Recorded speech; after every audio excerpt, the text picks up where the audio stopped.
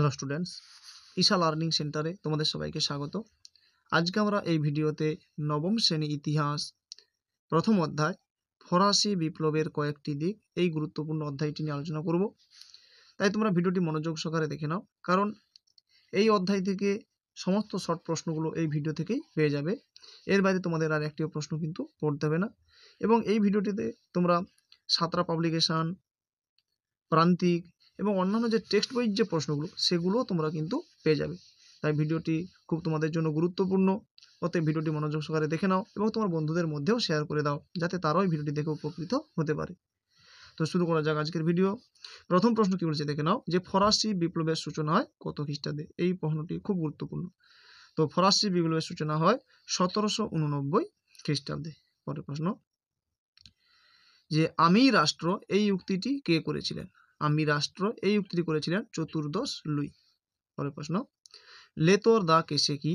না, লেতর দা কেসে হলো একটি গ্রেপ্তারি পরোয়ানা, অর্থাৎ এটি একটি গ্রেপ্তারি পরোয়ানা।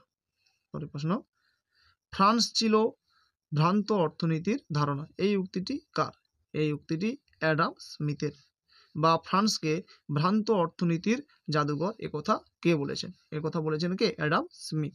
প্রশ্ন যে কোনো রকমভাবে হতে পারে, অর্থাৎ প্রশ্ন ঘুরিয়েও হতে পারে। পরের প্রশ্ন, ফ্রান্সে প্রচলিত, খুব গুরুত্বপূর্ণ, ফ্রান্সে প্রচলিত কতগুলি কর রয়েছে, সেই করগুলি কি নামে পরিচিত? অর্থাৎ ফ্রান্সে প্রচলিত করগুলি কি নামে পরিচিত?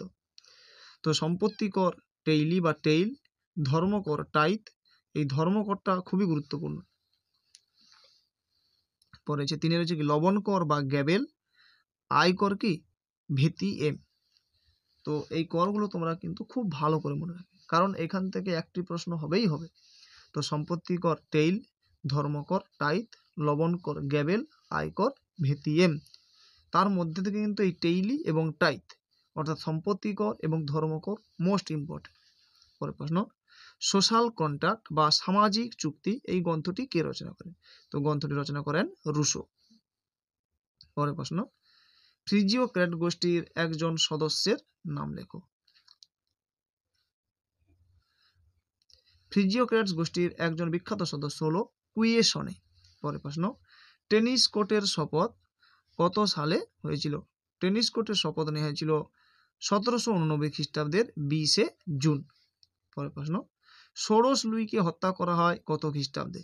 তো ষোড়শ লুইকে হত্যা করা হয় 1793 খ্রিস্টাব্দের 21 জানুয়ারি। খুব গুরুত্বপূর্ণ। পরের প্রশ্ন, কাকে ঝড়ের পাখি বলা হয়? তো রুশোকে ঝড়ের পাখি বলা হয়ে থাকে। পরের প্রশ্ন, ষোড়শ লুই কোন বংশের সম্রাট ছিলেন? তো ষোড়শ লুই বুর্ব রাজবংশের সম্রাট ছিলেন। পরের প্রশ্ন, ফরাসি সাম্রাজ্যে কারা সুবিধাভোগী সম্প্রদায় নামে পরিচিত? তো ফরাসি সাম্রাজ্যে প্রথম ও দ্বিতীয় শ্রেণীর সম্প্রদায় সুবিধাভোগী সম্প্রদায় নামে পরিচিত। এই ভিডিওটি তোমরা যদি দেখে নাও তাহলে দেখতে পাবে যে তোমাদের টেক্সট বইয়ের সমস্ত প্রশ্নগুলো এবং এই অধ্যায়ের সমস্ত গুরুত্বপূর্ণ প্রশ্নগুলো কিন্তু এখানে রয়েছে। তাই ভিডিওটি খুব ভালো করে দরকার পড়লে এটা তোমরা খাতাতেও রেডি করে নিতে পারো, ঠিক আছে? পরে তোমাদের খুব কাজে আসবে পরীক্ষার সময়। পরে প্রশ্ন কি, করভি কি? খুব গুরুত্বপূর্ণ এটা। করভি কি? না, এক প্রকার শ্রমকর। তো শ্রমকর করভি নামে পরিচিত।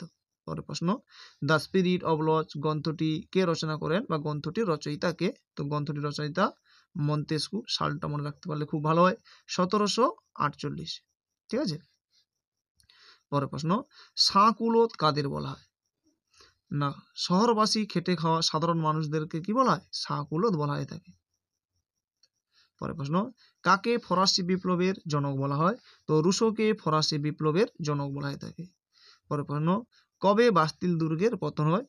খুব গুরুত্বপূর্ণ। দেখো, স্টার মার্ক দিচ্ছি মানে এই নয় যে এই প্রশ্নগুলো তোমরা করবে, যতগুলো প্রশ্ন রয়েছে কিন্তু খুব ইম্পর্টেন্ট, কারণ পুরো বইটা থেকে আমি যথেষ্ট সময় দিয়ে রেডি করেছি তোমাদের জন্য। এই ভিডিওটা তোমাদের খুবই উপকারী একটি ভিডিও। তোমরা পরে কমেন্ট করে আমাকে জানাবে যে ভিডিওটি কেমন হয়েছে, ঠিক আছে? পরের প্রশ্ন, যে কবে বাস্তিল দুর্গের পতন হয়? না, 1789 14 জুলাই। পরের প্রশ্ন, অ্যাসাইনেট কি? না, ব্যবসা বাণিজ্যের সুবিধার জন্য ব্যবহৃত এক ধরনের কাগজের নোট, যাকে বলা হয় অ্যাসাইনেট। এক কথায় বলতে পারো এক প্রকার কাগজের নোট, যাকে অ্যাসাইনেট বলা হয়ে থাকে। পরের প্রশ্ন, ফ্রান্সের বিরুদ্ধে ইউরোপে প্রথম শক্তি জোট কবে গঠিত হয়? তো 1793 খ্রিস্টাব্দে। পরের প্রশ্ন, ফরাসি বিপ্লবের মূল আদর্শ কি? তো ফরাসি বিপ্লবের মূল আদর্শ হলো সাম্য, মৈত্রী ও স্বাধীনতা। এই প্রশ্নটা তোমাদের পরীক্ষাতে থাকবেই থাকবে। পরের প্রশ্ন, ফ্রান্সের স্বেচ্ছাকর কি নামে পরিচিত? তো ফ্রান্সের স্বেচ্ছাকর কন্ট্রাক্ট অফ পইসি নামে পরিচিত। পরের প্রশ্ন, ফ্রান্সের সমাজ মূলত কয়টি ভাগে বিভক্ত ছিল? তো ফ্রান্সের সমাজ মূলত 3টি ভাগে বিভক্ত ছিল, যথা প্রথম সম্প্রদায়, দ্বিতীয় সম্প্রদায় ও তৃতীয় সম্প্রদায়। পরের প্রশ্ন, কোন শব্দ থেকে বুর্জোয়া শব্দটির উৎপত্তি হয়েছে? Very very important. বার্জেস কথাটি থেকে বুর্জোয়া কথাটির উদ্ভব, বা বার্জেস শব্দটি থেকে বুর্জোয়া শব্দটির উৎপত্তি হয়েছে। পরের প্রশ্ন, প্রজাপতি রাজা কাকে বলা হতো? তো পঞ্চদশ লুইকে প্রজাপতি রাজা বলা হতো। পরের প্রশ্ন, বুর্ব রাজারা কিসে বিশ্বাসী ছিলেন? তো বুর্ব রাজারা ছিলেন স্বৈরাচারী এবং ঈশ্বর প্রদত্ত ক্ষমতায় বিশ্বাসী ছিলেন। পরের প্রশ্ন, জ্যাকোবিন দলের একজন বিখ্যাত নেতার বা উল্লেখযোগ্য নেতার নাম লেখো। তো জ্যাকোবিন দলের একজন উল্লেখযোগ্য নেতা হলেন জাঁ পল মারা। পরের প্রশ্ন, কত সালে রোবস্পিয়রকে গিলোটিনে হত্যা করা হয়? তো 1794 খ্রিস্টাব্দের 27 জুলাই। পরের প্রশ্ন, ফ্রান্সে কত সালে সামন্ততন্ত্রের বিলুপ্তি হয়? তো 17 জুলাই 1793 খ্রিস্টাব্দে ফ্রান্সে সামন্ততন্ত্রের বিলুপ্তি হয়। পরের প্রশ্ন, কত খ্রিস্টাব্দে ফ্রান্সে নতুন সংবিধান রচিত হয়? তো 30 সেপ্টেম্বর 1791 খ্রিস্টাব্দে ফ্রান্সে নতুন সংবিধান রচিত হয়। পরের প্রশ্ন, ফরাসি চার্চকে দেওয়া কর কি নামে পরিচিত? তো চার্চকে দেওয়া কর টাইথ নামে পরিচিত। আমরা আগেই পড়েছি যে ধর্মকর কি নামে পরিচিত? টাইথ নামে পরিচিত। এখানে প্রশ্নটা ঘুরিয়ে দেওয়া হয়েছে যে ফরাসি চার্চকে দেওয়া কর কি নামে পরিচিত। যেহেতু এটা ধর্মকর, তাহলে ধর্মকর টাইথ নামে পরিচিত। পরের প্রশ্ন, দ্য ওয়েলথ অফ নেশন গ্রন্থটি কে রচনা করেন? দ্য ওয়েলথ অফ নেশন গ্রন্থটি রচনা করেন অ্যাডাম স্মিথ। পরের প্রশ্ন, ফ্রান্সে জ্যাকোবিন শাসনকালের সূচনা হয়েছিল কত সাল থেকে? তো 1793 খ্রিস্টাব্দের 2রা জুন। পরের প্রশ্ন, ফ্রান্সে মানুষ ও নাগরিকদের অধিকার ঘোষণা হয় কত খ্রিস্টাব্দে? ফ্রান্সে মানুষ ও নাগরিকদের অধিকার ঘোষণা হয় 1793 খ্রিস্টাব্দে। পরের প্রশ্ন, গিলোটিন যন্ত্র কে আবিষ্কার করেন? না জোসেফ ইগনোস গিলোটিন। তার নাম অনুসারে একে গিলোটিন যন্ত্র বলা হয়ে থাকে। পরের প্রশ্ন, কবে বাউন্সউইক ঘোষণাপত্র জারি হয়? খুব গুরুত্বপূর্ণ। তো 28 জুলাই 1792। 28 জুলাই 1792 বাউন্সউইক ঘোষণাপত্র জারি হয়। পরের প্রশ্ন, জ্যাকোবিন দলের একজন উল্লেখযোগ্য নেত্রীর নাম লেখো। জ্যাকোবিন দলের একজন উল্লেখযোগ্য নেত্রী হলো পাউলিন লিওল। পরের প্রশ্ন, টিপু সুলতান কত খ্রিস্টাব্দে তার রাজ্যে জ্যাকোবিন ক্লাব প্রতিষ্ঠা করেন? তো 1794 খ্রিস্টাব্দে। পরের প্রশ্ন, কত খ্রিস্টাব্দে ফ্রান্সে প্রজাতন্ত্র ঘোষিত হয়? তো 22 সেপ্টেম্বর 1792।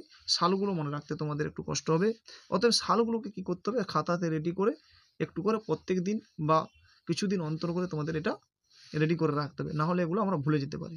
তাই খাতাতে রেডি করে সালগুলো তোমরা মনে রাখবে, ঠিক আছে? পরের প্রশ্ন, একটি বৈপ্লবিক নারী সংগঠনের নাম লেখো। তো তাহলে কি না society of revolutionary Republic women citizens, ঠিক আছে? পরের প্রশ্ন, রোবস্পিয়র কে ছিলেন? না রোবস্পিয়র ছিলেন জ্যাকোবিন শাসকের পরিচালক, বা জ্যাকোবিন যে শাসন সেই জ্যাকোবিন শাসনের পরিচালক ছিলেন কে? রোবস্পিয়র। পরের প্রশ্ন, দুজন বিশ্বকোষ প্রণেতার নাম লেখো।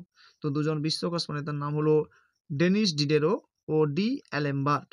পরের প্রশ্ন, লথ এত ভেন্তি কি? তো লথ এত ভেন্তি হলো সম্পত্তি হস্তান্তরজনিত কর। পরের প্রশ্ন, খুব গুরুত্বপূর্ণ, what is the third estate? এই ইস্তাহারটি কে প্রকাশ করেন? তো এই ইস্তাহারটি প্রকাশ করেন আবে সিএস। পরের প্রশ্ন, টেনিস কোর্টের শপথ কার নেতৃত্বে গ্রহণ করা হয়েছিল? তো টেনিস কোর্টের শপথ মিরাবো এবং আবে সিএসের নেতৃত্বে গ্রহণ করা হয়েছিল। পরের প্রশ্ন, ঐশ্বর্যের ইন্দ্রপুরী কাকে বলা হতো? না ভার্সাইয়ের রাজপ্রাসাদকে ঐশ্বর্যের ইন্দ্রপুরী বলা হতো। পরের প্রশ্ন, ফ্রান্সের প্রথম লিখিত সংবিধান কোনটি? ঠিক আছে, এটা একটু তোমরা কারেকশন করে নেবে। যে ফ্রান্সের প্রথম লিখিত সংবিধান কোনটি বা লিখিত সংবিধানের নাম কি? তো ফ্রান্সের প্রথম লিখিত সংবিধান হলো 1971 খ্রিস্টাব্দের সংবিধান। পরের প্রশ্ন, রাষ্ট্রকে বাঁচতে হলে রাজাকে মরতে হবে, এই উক্তিটি কার? তো এই উক্তিটি রোবস্পিয়ারের। পরের প্রশ্ন, মৃত্যুকালে রাজা ষোড়শ লুইয়ের শেষ উক্তিটি কি ছিল? তো মৃত্যুকালে রাজা ষোড়শ লুইয়ের শেষ উক্তি ছিল, আমি সম্পূর্ণ নির্দোষ, আমার রক্ত ফ্রান্সের সুখ নিশ্চিন্ত করুক। পরের প্রশ্ন, আমার ইচ্ছাই আইন, এই উক্তিটি কার? তো আমার ইচ্ছাই আইন, এই উক্তিটি ষোড়শ লুইয়ের। পরের প্রশ্ন, সংবিধান সভা কর্তৃক সামন্ত, আচ্ছা এখানে একটু মিস্টেক হয়ে গেছে, সামন্ত প্রথা, ঠিক আছে, প্রথা নয়, প্রথা। সংবিধান সভা কর্তৃক সামন্ত প্রথা অবলুপ্ত হয় কত খ্রিস্টাব্দে? তো 1789 খ্রিস্টাব্দের 4 আগস্ট বা 4 আগস্ট 1789 খ্রিস্টাব্দে।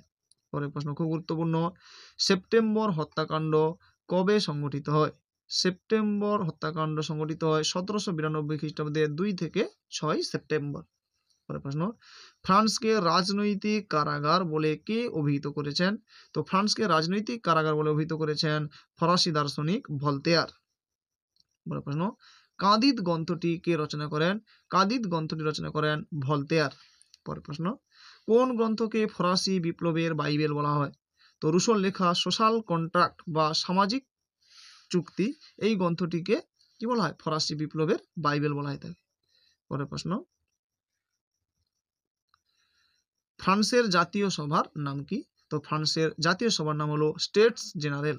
পরের প্রশ্ন, সেপ্টেম্বর হত্যাকাণ্ডের নায়ক কে ছিলেন? সেপ্টেম্বর হত্যাকাণ্ডের নায়ক ছিলেন জাপল ম্যারাট।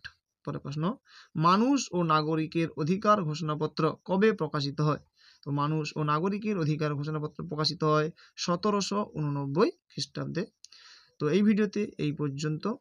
পরবর্তী ভিডিওতে আমরা এই অধ্যায়ের 2 নম্বরের প্রশ্নগুলো নিয়ে আলোচনা করব।